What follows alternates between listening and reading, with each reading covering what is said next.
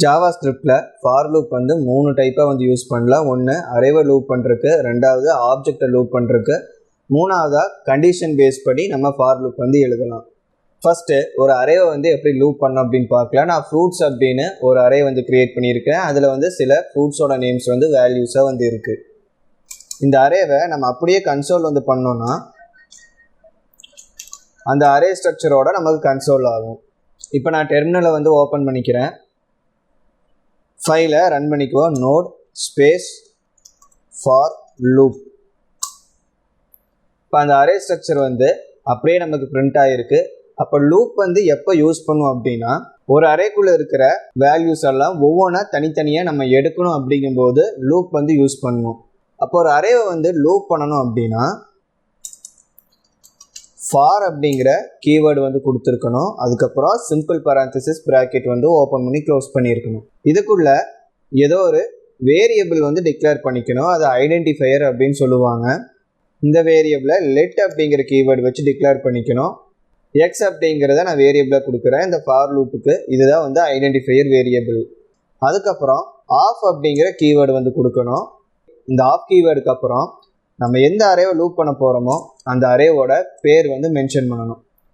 ப்ராக்கெட்ஸ்க்கு வெளியே curly braces open பண்ணி close பண்ணிக்கணும். இப்போ இந்த ஃபார் ஸ்ட்ரக்சர் என்ன பண்ணுன்னா, இந்த ஃப்ரூட்ஸ் அப்படிங்கிற அரேவை எடுத்து லூப் பண்ண ஆரம்பிக்கும். அப்போ லூப் பண்ணும்போது இந்த அரேக்குள்ளே இருக்கிற வேல்யூஸ் ஒவ்வொன்றா வந்து வரும். எப்போவுமே ஆர்டராக தான் அந்த லூப் வந்து ஃபாலோ பண்ணும்.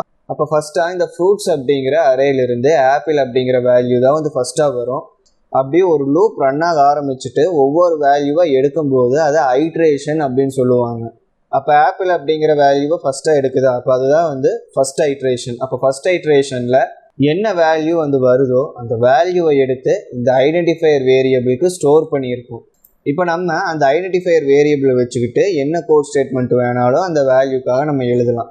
இப்போ நான் வெறும் கன்சோல் மட்டும் பண்ணுறேன். கன்சோல் டாட் லாக் லாக்குள்ள எக்ஸை மட்டும் பாஸ் பண்ணுவோம்.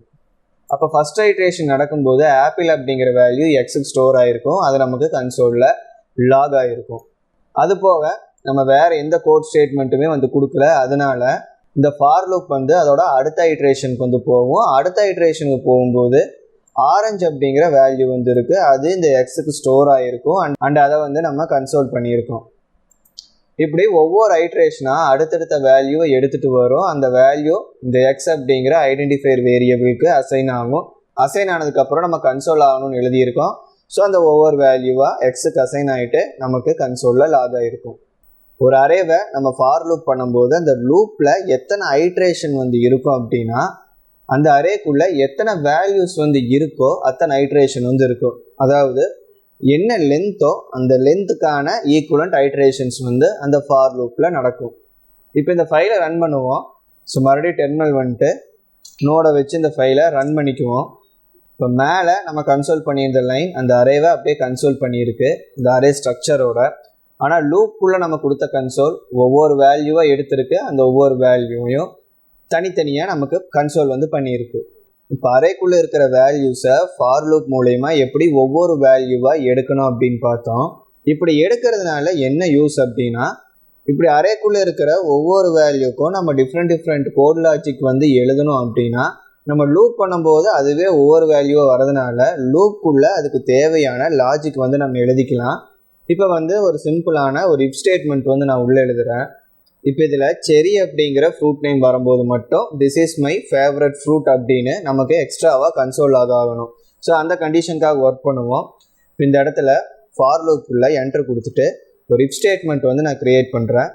இஃப் ஸ்டேட்மெண்ட் கோடுக்குள்ளே எக்ஸ் ட்ரிபிள் ஈக்குவல் டு செரியாக இருந்துச்சுன்னா லூப் ஆகும்போது ஒவ்வொரு வேல்யூவாக அந்த எக்ஸுக்கு தான் ஸ்டோர் ஆகுது. அப்படி எக்ஸுக்கு செரி அப்படிங்கிற வேல்யூ ஸ்டோர் ஆகிருக்கும்போது நான் என்ன பண்ணுறேன், கன்சோல் லாகில் எக்ஸ்ட்ராவாக this is my favourite fruit அப்படின்னு நான் கன்சோல் வந்து பண்ணிக்கிறேன். இப்போ இதை ரன் பண்ணிக்கலாம். இப்போ மற்ற ஃப்ரூட் நேம்ஸ் எல்லாம் அப்படியே வந்து நம்ம கன்சோல் லாக் ஆகிருக்கு. ஆனால் செரின்னு வரும்போது மட்டும் அது கூடவே வந்து this is my favourite fruit அப்படிங்கிறத கன்சோல் லாக் ஆகணும்னு எழுதியிருந்தோம். ஸோ செரிக்கு அப்புறம் அதுவுமே கன்சோல் லாக் ஆகிருக்கு. அதுக்கப்புறம் தான் அடுத்த ஐட்ரேஷன் போயிட்டு கன்சோல் லாக் ஆகிருக்கு. லூப்புள்ள நம்ம இஃப் ஸ்டேட்மெண்ட் யூஸ் பண்ணும்போது எக்ஸ்ட்ராவாக இன்னும் சில ஃபியூச்சர்ஸ் வந்து நம்ம இதில் எடுத்து யூஸ் பண்ண முடியும். அப்படி என்ன ஃபியூச்சர் வந்து இஃப் ஸ்டேட்மெண்ட்டுக்கு ஆட் பண்ண முடியும் அப்படின்னு பார்த்தீங்கன்னா, லூப்புள்ள இருக்கும்போது நம்மளால் கண்டினியூ, பிரேக் அப்படிங்கிற 2 எக்ஸ்ட்ரா கீவேர்ட்ஸ் வந்து இஃப் ஸ்டேட்மெண்ட் கூட இன்டெகிரேட் பண்ணி நம்மளால் ஒர்க் பண்ண முடியும். அது எப்படி ஒர்க் ஆகும் அப்படின்னு பார்த்தீங்கன்னா, இப்போ நம்ம லூப் பண்ணும்போது அந்த அரேயில் இருக்கிற ஒவ்வொரு வேல்யூவும் ஒவ்வொரு ஐட்ரேஷன்லேயும் வரும். அதை வந்து நம்ம கன்சோல் பண்ணியிருக்கோம். எனக்கு ஸ்பெசிஃபிக்காக இந்த பனானா அப்படிங்கிற வேல்யூ மட்டும் எனக்கு கன்சோல் லாக் ஆகக்கூடாது, ஆனால் மற்ற வேல்யூஸ் எல்லாம் கன்சோல் லாக் ஆகலாம் அப்படின்னா, அப்போ பனானா அப்படிங்கிற வேல்யூவை மட்டும் நம்ம கண்டினியூ அப்படிங்கிற கீவேர்டு கொடுத்து கன்சோல் லாக் ஆகாத மாதிரி பண்ண முடியும். அப்போ இந்த இடத்துல இந்த கன்சோலை வந்து நான் ரிமூவ் பண்ணிடுறேன். ரிமூவ் பண்ணிவிட்டு இந்த இடத்துல எக்ஸ் ஈக்குவல் டு பனானா அப்படிங்கிற வேல்யூ வந்து வரும்போது நம்ம அதுக்கு கண்டினியூ அப்படிங்கிற கீவேர்டை வந்து ஆட் பண்ணிக்கலாம். கண்டினியூ, எல்ஸாக இருந்தால் மட்டும் கன்சோல் லாக் எக்ஸ். அப்போ இதை ரன் பண்ணும்போது நமக்கு ஆப்பிள் ஆரஞ்சு வந்து கன்சோல் லாக் ஆகிருக்கும். பனானா வரும்போது கண்டினியூ பண்ணியிருக்கோம், அதாவது ஸ்கிப் பண்ணிவிட்டு அடுத்த ஐட்ரேஷனுக்கு போயிருக்கோம். அடுத்த ஐட்ரேஷன் வரும்போது செரியும் மேங்கோவும் கன்சோல் லாக் ஆகிருக்கும். இப்போ ரன் பண்ணிடுவோம். ஸோ பனானா அப்படிங்கிற வேல்யூவை மட்டும் ஸ்கிப் பண்ணியிருக்கு. இப்போ கண்டினியூ எப்படி யூஸ் பண்ணணும்னு பார்த்தோம். அடுத்ததாக பிரேக் வந்து எப்படி யூஸ் பண்ணுறதுன்னு பார்க்கலாம். பிரேக் வந்து எப்போ யூஸ் பண்ணுவோம்னா, ஃபோர்ஸ்டாக நம்ம ஒரு ஃபார் லூப் ரன் பண்ணுறதை ஸ்டாப் பண்ணணும் அப்படிங்கும்போது பிரேக் அப்படிங்கிற ஸ்டேட்மெண்ட் வந்து யூஸ் பண்ணணும். ஸோ எதுக்காக ஒரு ஃபார் லூப்பை நம்ம ஃபோர்ஸ்டாக ஸ்டாப் பண்ணணும் அப்படின்னு பார்த்தீங்கன்னா, இப்போ நம்ம ஒரு அரேவை லூப் பண்ணுறோம், அதிலிருந்து ஸ்பெசிஃபிக்காக ஒரு வேல்யூவை வந்து நம்ம தேடுறோம் அப்படின்னு வச்சுக்கணும். அந்த அரேக்குள்ளே கிட்டத்தட்ட ஒரு 100 வேல்யூஸ் இருக்குது. நம்ம தேடுற வேல்யூ ஒரு 5th ஐட்ரேஷன்லேயே கிடச்சிருச்சு அப்படின்னா, அப்போ தேவையே இல்லாமல் 95 டைம்ஸ் வந்து அந்த லூப் எக்ஸ்ட்ராவாக ரன் ஆகும். அப்படி தேவையில்லாமல் ரன் ஆகிறத தவிர்க்கணும் அப்படின்னா, நமக்கு தேவையான வேல்யூ கிடைச்சதுக்கப்புறம் அந்த லூப் இனி ரன் ஆக தேவையில்லை, அதனால் அதை ஃபோர்ஸ்டாக ஸ்டாப் பண்ணிக்கலாம். இப்போ இதே பனானா அப்படிங்கிற பேரை ஸ்கிப் பண்ணணும்னா கண்டினியூ அப்படின்னு கொடுத்துருந்தோம். ஒருவேளை பனானாங்கிற பேர் வந்துச்சுனாவே இந்த லூப் ரன் ஆகிற ஸ்டாப் பண்ணிடணும் அப்படின்னா, இந்த கண்டினியூவை எடுத்துகிட்டு பிரேக் அப்படிங்கிறத ஆட் பண்ணி விட்டாவே போதும். இப்போ ரன் பண்ணோன்னா எக்ஸுக்கு ஆப்பிள் வரும்போது கன்சோல் லாக் ஆகிருக்கும், அண்ட் அடுத்ததாக ஆரஞ்சு வந்திருக்கும், அதுவும் கன்சோல் லாக் வந்து ஆகிருக்கும். 3வது ஐட்ரேஷனில் பனானா வரும்போது இப்போ ஃபஸ்ட்டு இருக்கிற இஃப் கண்டிஷன் சாட்டிஸ்ஃபை ஆனதுனால அந்த லூப்பவே டெர்மினேட் வந்து பண்ணியிருக்கோம். அதுக்கப்புறம் இருக்கிற எந்த வேல்யூஸ்க்காகவும் லூப் ஐட்ரேஷன் வந்து ரன் ஆகிருக்காது. ஸோ இதை வந்து ரன் பண்ணிடுவோம். இப்போ நமக்கு ஆப்பிளும் ஆரஞ்சும் மட்டும் தனித்தனியாக நமக்கு கன்சோல் லாக் வந்து ஆகிருக்கு. ஒரு அரேவை லூப் பண்ணும்போது பேசிக்காக என்ன நம்ம தெரிஞ்சிருக்கணுமோ அது பார்த்தாச்சு. இதுக்கு மேலே லூப்பில் வர கண்டிஷனெல்லாம் நீங்கள் என்ன லாஜிக்கை ஃபேஸ் பண்ணுறீங்களோ அதுக்கேற்ற மாதிரி மாற்றி எழுதிக்கலாம். அடுத்ததாக நம்ம ஒரு ஆப்ஜெக்டை எப்படி ஃபார் லூப் பண்ணணும் அப்படின்னு பார்ப்போம்.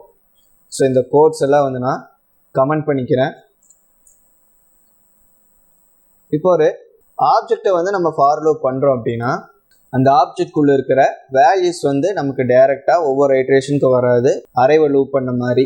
அதுக்கு பதிலாக என்ன வரும்னா, ஒவ்வொரு கீ நேம்ஸாக வந்து நமக்கு அந்த ஐட்ரேஷனில் வந்து வரும். ஃபார் அப்படிங்கிற கீவேர்டு வந்து கொடுத்துருக்கணும். ப்ராக்கெட்ஸில் ஒரு ஐடென்டிஃபைர் வேரியபிள் வந்து க்ரியேட் பண்ணியிருக்கணும். இந்த இடத்துல ஒய் அப்படின்னு நான் வைக்கிறேன். Let Y. இந்த இடத்துல ஆப்ஜெக்டை லூப் பண்ணுறதுனால இன் அப்படிங்கிற கீவேர்டு வந்து கொடுக்கணும், ஆஃப் கீவேர்டு கொடுக்கக்கூடாது. இன்க்கு அப்புறம் எந்த ஆப்ஜெக்டை லூப் பண்ண போகிறோமோ அந்த ஆப்ஜெக்டோட பேர்.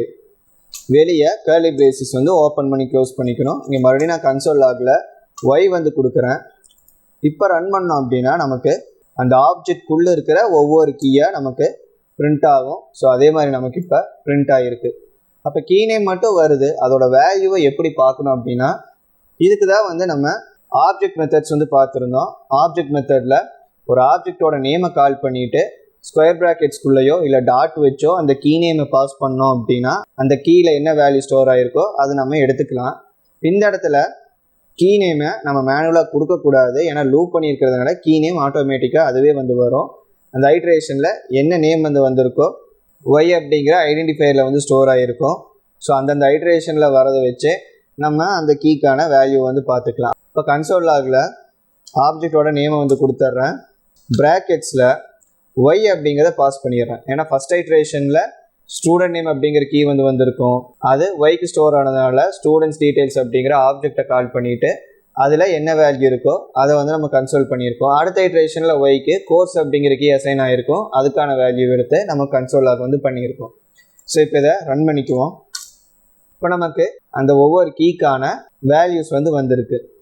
கீ வேல்யூவை அட் அ டைமில் சேர்த்தியே காட்டணும் அப்படிங்கும்போது ஃபஸ்ட்டு இந்த கன்சோல்குள்ளே ஒய் கொடுத்துட்றேன், அப்புறம் கமா கொடுத்துட்றேன், அதுக்கப்புறம் அந்த ஆப்ஜெக்ட்லேருந்து அந்த கீக்கான வேல்யூஸ் எடுத்துக்கலாம். இப்போ ரன் பண்ணோன்னா கீ நேம்க்கு அப்புறம் அதுக்கான வேல்யூவும் சேர்ந்து வந்திருக்கும். ஸோ இந்த மாதிரி ஸ்டூடெண்ட் நேம்ங்கிறது கீ, அதுக்கான வேல்யூ, கோர்ஸுங்கிற கீ, அதுக்கான வேல்யூ.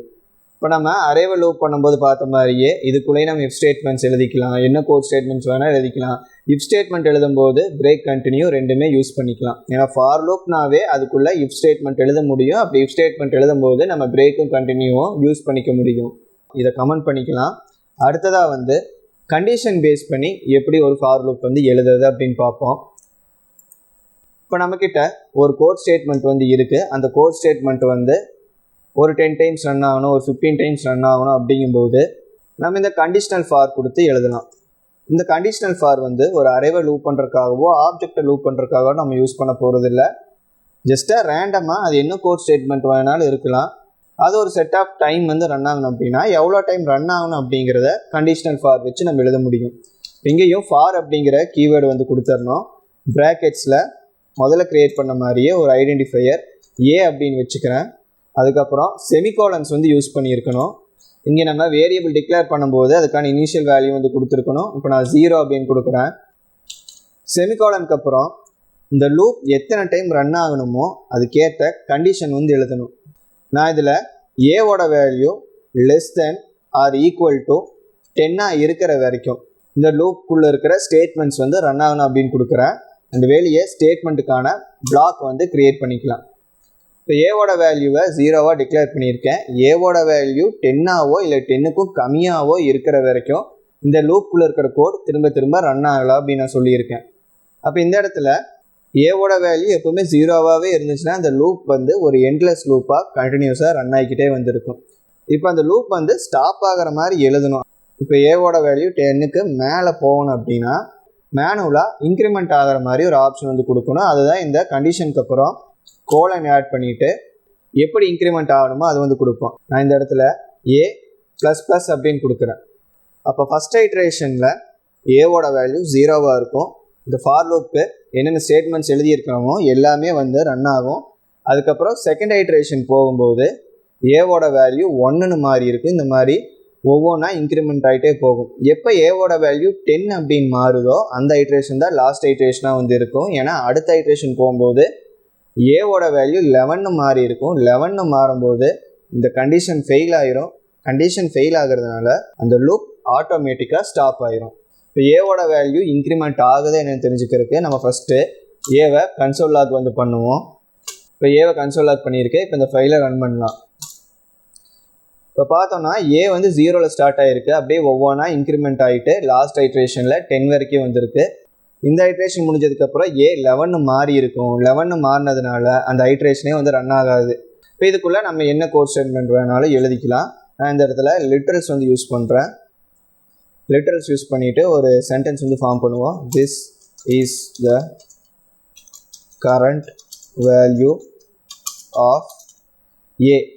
ஏ அப்படின்னு இருக்கிற இடத்துல அந்த ஐடென்டிஃபையர் ஏல என்ன வேல்யூ ஸ்டோர் ஆகிருக்கோ அது வந்து இங்கே நமக்கு வரணும்.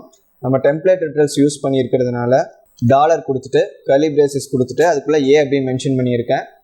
ஸோ இந்த மாதிரி டெம்ப்ளேட் லிட்ரல் யூஸ் பண்ணுறது எல்லாமே ஒரு ஸ்ட்ரிங் டேட்டா டைப்புக்கான ஒன் ஆஃப் த மெத்தடு தான். உங்களுக்கு ஸ்ட்ரிங் மெத்தட்ஸ் அரே மெத்தட்ஸ் எல்லாம் தெரியாது அப்படின்னா நம்ம சேனலில் ஆல்ரெடி வீடியோ இருக்குது, அதை போய் செக் பண்ணி பார்த்துக்குங்க. இப்போ வந்து இந்த ஃபைலை ரன் பண்ணுவோம். ஒவ்வொரு ஐட்ரேஷனுக்குள்ளேயும் அந்த சென்டென்ஸ் வந்து நமக்கு ரிப்பீட் ஆகிருக்கு. ஒவ்வொரு ஏவோட வேல்யூக்காகவும் அந்த சென்டென்ஸ் வந்து பிரிண்ட் பண்ணியிருக்கோம். 0ல் ஸ்டார்ட் ஆச்சு. 10 வரைக்கும் நமக்கு சேம் சென்டென்ஸ்க்காக ஏவோட வேல்யூ மாறும்போதெல்லாம் நமக்கு கன்சோல் லாக் ஆகிருக்கு.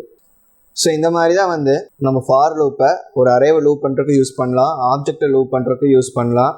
கண்டிஷன் பேஸ் பண்ணி ஏதோ ஒரு கோடை எவ்வளோ டைம் நமக்கு ரிப்பீட்டேஷன் ஆகணுமோ அதுக்கேற்ற மாதிரி ரிப்பீட்டும் பண்ண முடியும். இந்த வீடியோ உங்களுக்கு யூஸ்ஃபுல்லாக இருந்தால் லைக் பண்ணுங்கள். அண்ட் ஏதாவது டவுட்ஸ் இருந்துச்சு அப்படின்னா கமெண்ட்ஸில் வந்து சொல்லுங்கள். அண்ட் ஜாவா ஸ்கிரிப்டை கம்ப்ளீட்டாக கற்றுக்கணும் அப்படின்னு நினச்சிங்கன்னா மறக்காமல் நம்ம சேனலுக்கு சப்ஸ்கிரைப் பண்ணிவிட்டு ஜாவா ஸ்கிரிப்ட் பிளேலிஸ்ட்டை கம்ப்ளீட்டாக பாருங்கள். தேங்க்ஸ் ஃபார் வாட்சிங்.